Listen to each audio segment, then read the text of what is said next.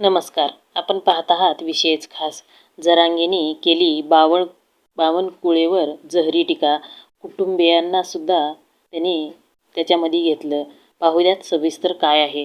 सध्या कुणबी प्रमाणपत्राच्यामुळं मराठा आरक्षण आंदोलक मनोज जरांगे पाटील यांनी भाजप नेते आणि राज्याचे महसूल मंत्री चंद्रशेखर बावनकुळे यांना चांगलाच फैलावर घेतले आहे. नुकतेच जरांगे यांचा पश्चिम महाराष्ट्र दौरा पार पडला.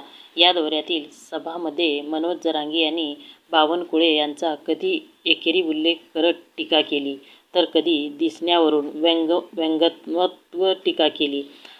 जरांगे यांच्याकडून होणाऱ्या सततच्या टीकेला आज अखेर चंद्रशेखर बावनकुळे यांनी प्रत्युत्तर दिलं आहे. मात्र जरांगेच्या टीकेला उत्तर देताना चंद्रशेखर बावनकुळे हे भावूक झाल्याचं पाहायला मिळालं.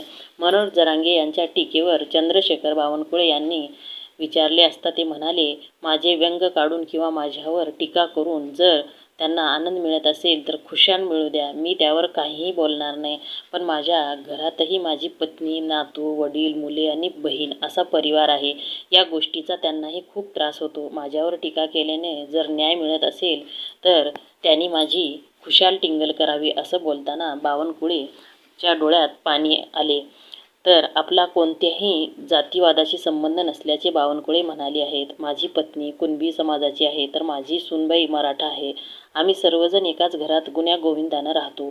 आम्ही कधीही कुणबी, तेली किंवा मराठा असा कोणताही वाद करत नाही. अशा शब्दात त्यांनी आपल्या भावना व्यक्त केल्या आहेत. मी कधीच जातीपातीचं राजकारण करत नाही. महसूल विभागाने आत्तापर्यंत तब्बल 22 लाख कुणबी जात प्रमाणपत्रे दिली आहेत. यापैकी एखाद्या प्रमाणपत्रात त्रुटी असल्याच्या संशयावरून चौकशी लावली होती आणि ते देखील आता पूर्ण झाली आहे.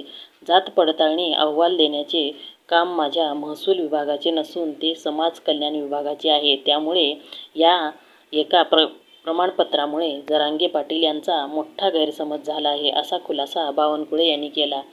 या दरम्यान राज्यातील वाढत्या तणावाच्या पार्श्वभूमीवर त्यांनी ओबीसी आंदोलकांनाही सबुरीचा सल्ला दिला. कायदा आणि सुव्यवस्थेचा प्रश्न निर्माण होऊ नये, तसेच सामाजिक सलोखा बिघडू नये यासाठी कोणीही रस्त्यावर उतरून आंदोलने करू नयेत.